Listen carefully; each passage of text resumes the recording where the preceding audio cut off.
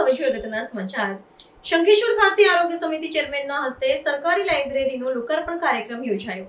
વડિયાર પંથકનો શંખેશ્વર અને સમી વિસ્તાર પછાત વિસ્તાર તરીકે જાણીતો છે. આ વિસ્તારમાં લોકો પશુપાલન અને ખેત પેદાશ આધારિત તેમનો જીવન નિર્વાહ ચલાવે છે અને તેમાંય ગ્રામ્ય વિસ્તારોમાં પરિવારનો સભ્ય ખેતમજૂરી કરી પરિવારનું મહાપરાણે ગુજરાન ચલાવતો હોય છે.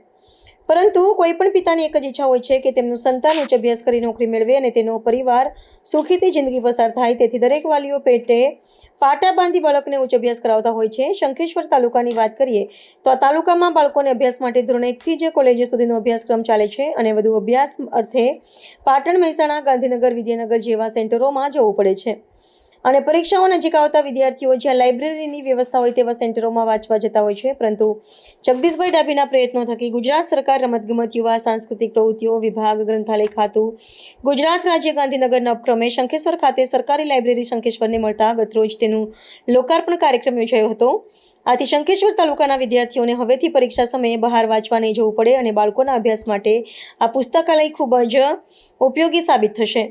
બાળકોને અમદાવાદ, પાટણ કે ગાંધીનગર સુધી વાંચવા જવું પડતું, પરંતુ આજે તેઓ પોતાના ઘર આંગણે સરકારી લાઇબ્રેરીમાં વાંચવાનો લાભ મળશે.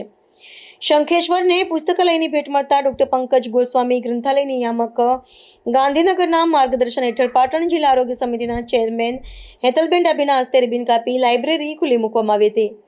આ પ્રસંગે શંખેશ્વર નાયબ મામલતદાર MM ઠાકોર, તાલુકા પંચાયત પ્રમુખ ભરતજી ઠાકોર, જગદીશભાઈ ડાભી તેમજ JK જાળિયા, મદદનીશ ગ્રંથાલય નિયામક મહેસાણા RD પટેલ, ગ્રંથપાલ પાટણ તેમજ અન્ય અધિકારી પદાધિકારીઓ, હાઈસ્કૂલના બાળકોની ઉપસ્થિતિ વચ્ચે શંખેશ્વર રાધે શોપિંગ સેન્ટર ખાતે સરકારી લાઇબ્રેરીનો શુભારંભ થયો હતો.